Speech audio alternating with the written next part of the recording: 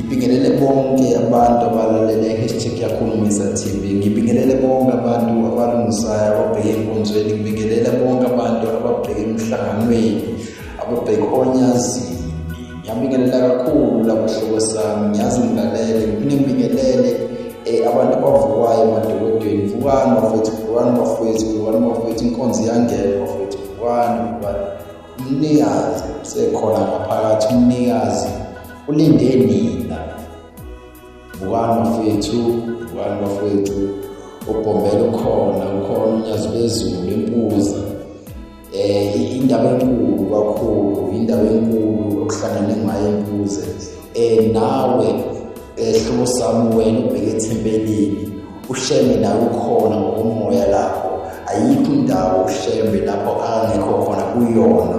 Vuka nawe ungiseleke esontweni, ungabheki ukuthi namhlanje sekusile angibheke manje ngihambe ngedrobheni. Hayi, licebe lelo demoni lelo lithi kutshela uShembe xosha lelo demoni la ngidingi, ufuna ukuza kuwe mnikazi wezomhlaba.